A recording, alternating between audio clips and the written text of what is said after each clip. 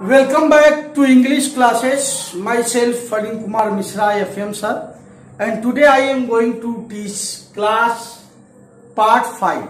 It would be the last part of class. And in class part 5 I will teach you the adverb class, in which you will understand showing time, showing place, showing condition, showing reason or cause, showing manner, showing result or effect, showing construct, showing comparison, showing degree, showing manner. So first of all, understand in adverb class is introduced by an adverb of time, place, condition, reason, manner, purpose, result, effect, concession, comparison, degree, etc. And that's the work of an adverb. हाँ मेरे प्यारे बच्चों, ये आप जो class आज पढ़ रहे हो, ये लास्ट पार्ट है 5। इसमें एडवर्ब क्लास क्या है मैं आपको बताऊंगा, कैसे इसके प्रयोग होते हैं, ताकि आप कोई भी इम्तहान दो अच्छे से अच्छा नंबर पा सको। इसका कॉन्सेप्ट आपके दिमाग में एकदम बिल्कुल क्या रहे, क्लियर कट रहे। थोड़ा सा यह वीडियो बड़ा होगा लेकिन अंत तक इसे आप जरूर देखें, क्योंकि आपको पूरा समझना है। तो क्योंकि एडवर्ब ऑफ क्लास में आपको मिलेगा adverb of time, adverb of place, adverb of condition, adverb of reason कारण, एडवर्ब ऑफ मैनर तौर तरीका, पर्पज उद्देश्य, रिजल्ट परिणाम, इफेक्ट प्रभाव, विरोधाभास, तुलना, डिग्री। और एडवर्ब क्लास वाक्य में एडवर्ब का काम करता है। तो चलिए सबसे पहले हम शुरू करते हैं शोइंग टाइम से। तो शोइंग टाइम के अंतर्गत आता है व्हेन। व्हेन माने कब, व्हेन ईवर माने, आप कहेंगे नहीं पता, आपके सामने पहली बार आया। व्हेन ईवर माने होता है जब जब, तब तब, कब कब। ये भी किसको बताता है, टाइम को। व्हाइल माने जबकि, बिफोर माने पहले, आफ्टर माने बाद में, एज सुन एज माने ज्यों ही त्यों ही, सिंस जानते हैं क्योंकि, जैसा कि ये है। जैसे देखें, the doctor arrived after the patient had died. The doctor arrived, doctor पहुंचा, after the patient had died, patient के मरने के बाद। यानी पेशेंट के मरने के बाद डॉक्टर पहुंच चुका था। एक ऐसे भी होता है पेशेंट के मरने के पहले डॉक्टर पहुंच चुका था। तो ये पास्ट परफेक्ट में आता है। मैंने आपसे कहा भी था जब कभी समय आया तो मैं बता दूंगा। आप ध्यान दें, डॉक्टर के आने के पहले मरीज मर चुका था, पेशेंट। तो यहां से बिफोर का अंतर नहीं होता, पूरा का पूरा ये चेंज हो जाता है। ये जो देख रहे हैं पास्ट इंडेफिनिट में बना हुआ है और ये पास्ट परफेक्ट में बना हुआ। अगर यहाँ बिफोर रहेगा तो ये इधर आ जाएगा और ये इधर चला जाएगा। इन डॉक्टर के आने के पहले मरीज मर चुका था। The patient had died before the doctor केम। यानी पास्ट परफेक्ट धन पास्ट इंडेफिनिट होता है, और जब आफ्टर लगाते हैं तो पास्ट इंडेफिनिट धन पास्ट परफेक्ट होता है। डॉक्टर के आने के बाद पेशेंट मर चुका था तो क्या बनेगा, the patient died after the doctor had come. यह है, इसमें मैंने लिखा है द डॉक्टर अराइव्ड, डॉक्टर पहुंचा, after the patient had died, patient के मर चुकने के बाद, यानी पेशेंट के मरने के बाद डॉक्टर पहुंचा। As soon as I reach, जैसे ही मैं पहुंचा। देखना जब ट्रांसफॉर्मेशन होता है एज सुन एज का, तो हम इसे नो सूनर डिड में बदल देते हैं। नो सूनर में बदलते हैं, टेंस पास्ट है तो डिड लगाते हैं, प्रेजेंट है तो डेट लगाते हैं। जैसे as soon as the school, as soon as I reach, जैसे ही मैं विद्यालय पहुंचा, द बेल रैंग, तो क्या हुआ, घंटी बज गई। घंटी क्या हो गई, बज गई। इसका यदि हम ट्रांसफॉर्मेशन भी करते हैं तो बनेगा no sooner did I reach the school than the bell rang. छोड़िए वो बात टॉपिक नहीं, जब मैं ट्रांसफॉर्मेशन आपको पढ़ाऊंगा तो बता दूंगा। सिंस आई केम हियर, चूंकि मैं यहां आया, I have been putting up at the school, तो क्या हुआ, स्कूल में डाल दिया जा चुका। सोइंग प्लेस, दूसरा है सोइंग प्लेस में आता है वेयर। हाँ, आप कहेंगे इसका एग्जाम्पल नहीं है वेन ईवर का, लिख सकते हो आप, जान सकते हो। कुछ लोग ऐसे होते हैं जहां जहां जाते हैं वहां वहां पिटाते हैं। कुछ लोग ऐसे होते हैं जब जब कोई काम करते हैं तब तब, जैसे है इसका लिख सकते हो whenever, whenever, whenever he came to my house, जब जब वह मेरे घर आया, ही वॉज वेलकम, उसका क्या हुआ, स्वागत हुआ। तो घबराने की बात नहीं है। यहां है शोइंग प्लेस पे, तो इसमें है वेयर और वेयर ईवर, आ गया ना। वेयर माने कहा, वेयर ईवर माने और वेंस है किस कारण से, जहां जैसे ऐसे है। गो वेयर यू लाइक, जाओ जहां आप पसंद करते हो, मतलब आप वहां जाओ जहां आप पसंद करते हो। तो ये क्या बता रहा है, वेयर प्लेस को बता रहा है। वेयर ईवर इवेंट, जहां जहां भी गया, वह जहां जहां भी गया। People greeted him with open arm, लोगों ने खुली बाहों से उसका स्वागत किया, मतलब क्या, उसका बहुत जोरदार क्या हुआ, स्वागत हुआ। तो ये रहा आपका किसका, वेयर ईवर का प्रूफ। आप ऐसे भी लिख सकते हो wherever, wherever Modi ji when, Modi ji गए, ही वॉज वेलकम, उनका क्या हुआ, स्वागत हुआ। इन डिफरेंट कंट्रीज, भिन्न भिन्न देशों में। किसी का नहीं स्वागत हुआ, उसके लिए भी लिख सकते हो। यानी जब जब कब कब के अर्थ में नहीं, वेयर ईवर का मतलब हुआ जहां जहां, कहा, जहां जहां। जब जब आपको लिखना है तो वेन ईवर का प्रयोग करेंगे, और जहां जहां भी का अर्थ लगाना है तो किसका प्रयोग करेंगे, वेयर ईवर का, जहां जहां। अगला दे रिटर्न वेंस दे के, वे लौट आए जिस कारण से वे आए, वे लौटे जिस कारण से आए। अगला है शोइंग कंडीशन, कंडीशन को कहते हैं शर्त दिखाना। इसमें आता है इफ प्रोवाइडेड अनलेस, ध्यान रहे इस अनलेस के साथ कभी हम नॉट का प्रयोग नहीं करते, क्योंकि यह अपने आप में ही क्या है, स्वयं ही यह एक निगेटिव है। जैसे if you work hard you will pass, यदि आप परिश्रम करोगे तो आप पास होगे। तो इसमें इफ क्या है, एडवर्ब शोइंग द कंडीशन, सब बता रहा है। यदि आप कठिन परिश्रम करोगे तो आप क्या हो जाओगे, पास हो जाओगे, या तुम कठिन परिश्रम करोगे तो तुम क्या हो जाओगे, पास हो जाओगे। आई शैल लेट यू गो, मैं आपको जाने दूंगा, provided you promise me to speak the truth, वादा करो, मुझे उपलब्ध कराओ सच्चाई को, माने वादा करो कि तुम क्या करोगे, सच्चाई बताओगे। You can not succeed unless you midnight oil, yes, ये नहीं समझ पा रहे होंगे, देखो मिडनाइट ऑयल, ये तीनों मिला के एक ही वर्ड है, तीनों अलग अलग वर्ड है, इस नाते बीच में हाइफन लगा हुआ है। जैसे आप लिखते हो ना खेल कूद, तो खेल और कूद दो अलग अलग वर्ड है, बीच में हाइफन लगा देते हो। जैसे लिखते हो ब्लैक बोर्ड, ब्लैक और बोर्ड अलग अलग है, ऐसे ही। तो you can not succeed unless you midnight oil, जब तक आपके पास क्या नहीं है, मिडनाइट ऑयल, मतलब क्या, मिडनाइट ऑयल, तेल, तेल, भाई कोई चीज जलाना होगा, जलाने पे ही सफलता मिलेगी, या कुछ और काम होगा। So showing reason are cause, reason are cause, reason माने कारण और काज माने भी कारण। तो इसमें आता है आपका कनेक्टिव वर्ड बिकॉज, बिकॉज माने क्योंकि, सिंस, एज, दैट। ध्यान रखें, बिकॉज को जब हम लिखते हैं तो पहले हम रिजल्ट को दिखाते हैं तब रीजन को दिखाते। जैसे कोई लड़का बीमार है, वो विद्यालय नहीं गया, तो रीजन क्या है, बीमार होना, और रिजल्ट क्या है, स्कूल नहीं जाना। तो हम ऐसे लिखेंगे he did not go to school because he was ill. लेकिन एज से दिखाना है, पहले लगाना है एज के, तो हम पहले रीजन दिखाते हैं, as he was ill comma he did not go to school.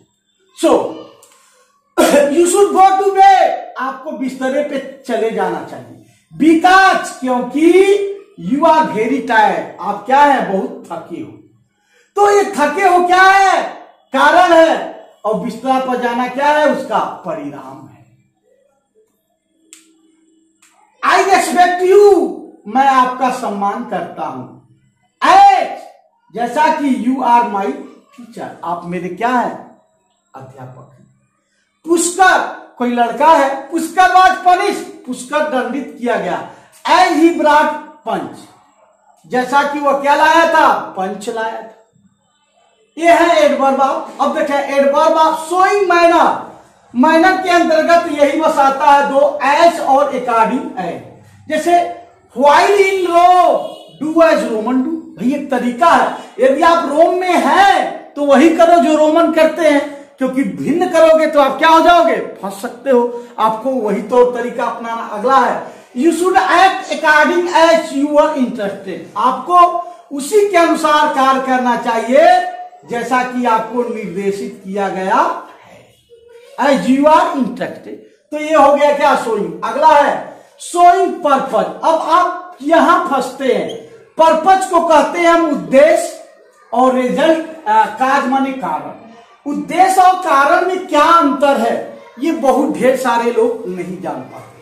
देखो रीजन और रिजल्ट सडन भी बनता है, रीजन और रिजल्ट क्या होता है, सडन भी बन जाता है, लेकिन पर्पज प्री प्लानिंग होती है। यूं ही कोई बंदूक नहीं खरीदता, उसका एक उद्देश्य होता है। लेकिन कोई नदी के किनारे गया, नदी में बाढ़ आई, भाग गया, ये क्या है, रीजन और रिजल्ट है। क्लास में हम लोग पढ़ाते रहते, कोई लड़का बदमाशी किया तो पहले से प्लान है क्या मारने का, ठोक दी, थोड़ा सा मार दी।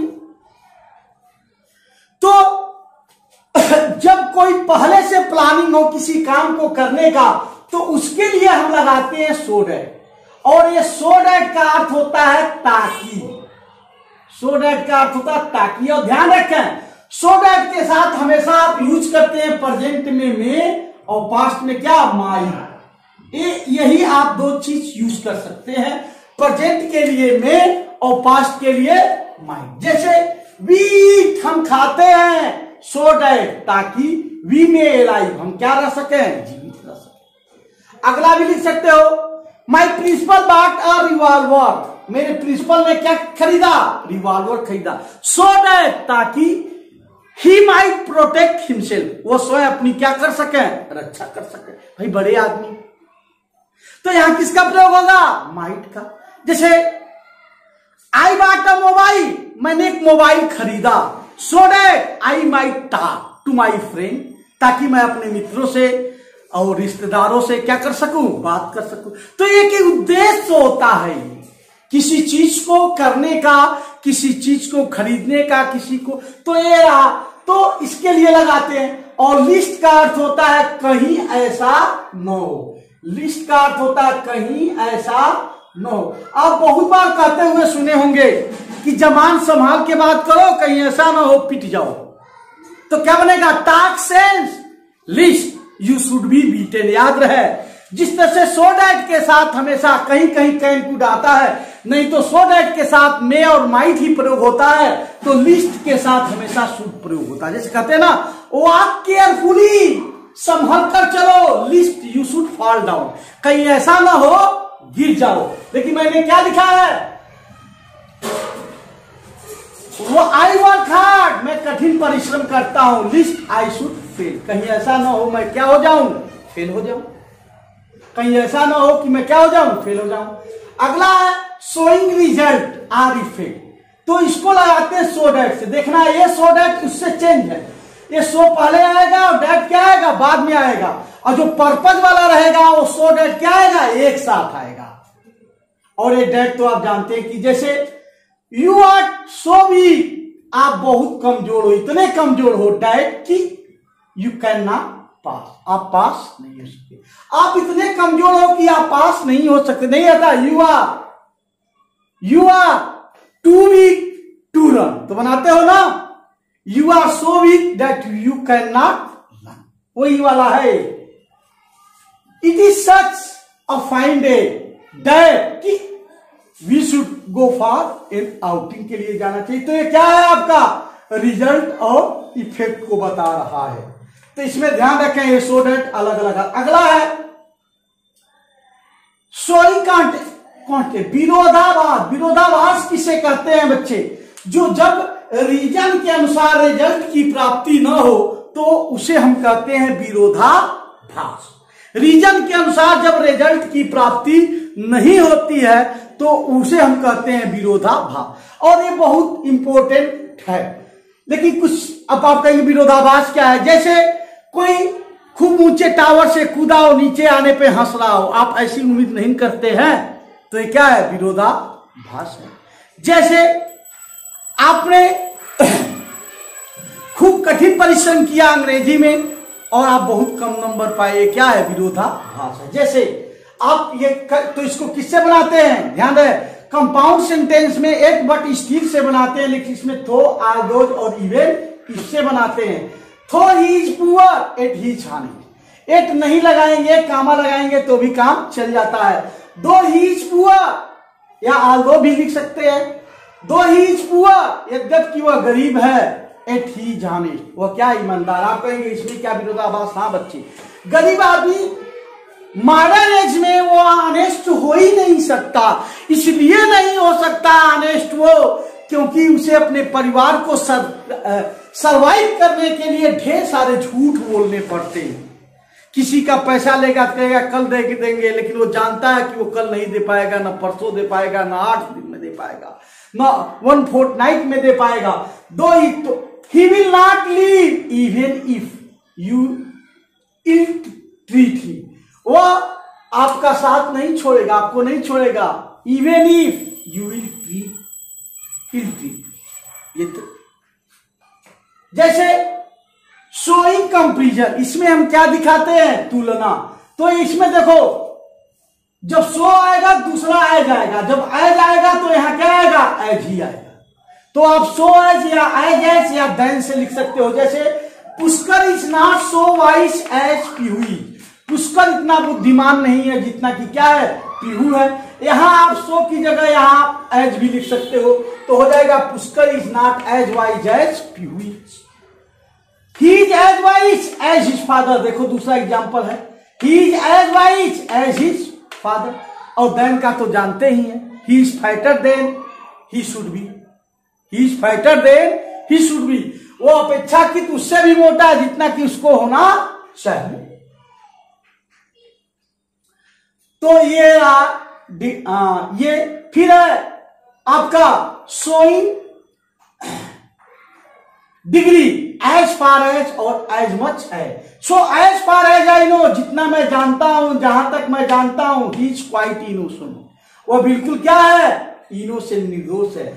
आई told the police as much as I knew, मैंने पुलिस को बताया जितना मैं जानता था। इस तरह से ये आपका क्लास पार्ट 5 आज समाप्त हुआ और एक क्लास पूरा समाप्त हुआ।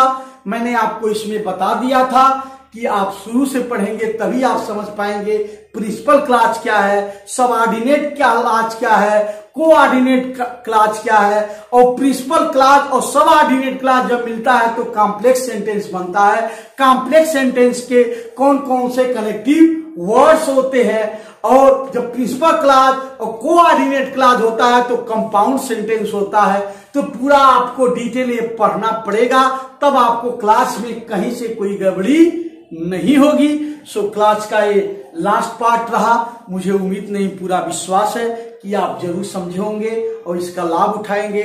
और वही बात फिर बार बार दोहरानी पड़ती है कि यदि आप अगले वीडियो का नोटिफिकेशन चाहते हैं तो मेरे चैनल को सब्सक्राइब जरूर करें, लाइक भी करें और ज्यादा से ज्यादा लोगों को शेयर करें, क्योंकि कहा भी गया है परहित सरिस धर्म नहीं भाई, पर पीड़ासम नहीं अधमाई। तो आप ये पूरी दुनिया ही कुटुंब के समान है। अयम निजा परोवेत गणना लग चेष्टाम उदार चरिता नाम तू वसुदेव कुटुंबकम। और मैं तो कहा ही करता हूं हमेशा कि मेरा प्रतिमान आंसू में भिगोकर गढ़ लिया होता, अकिंचन पांव तेरा जो आगे बढ़ लिया होता। मेरी आंखों में भी अंकित समर्पण की ऋचाएं थी, उन्हें कुछ अर्थ मिल जाता जो तुमने पढ़ लिया होता। So thanks, that's all.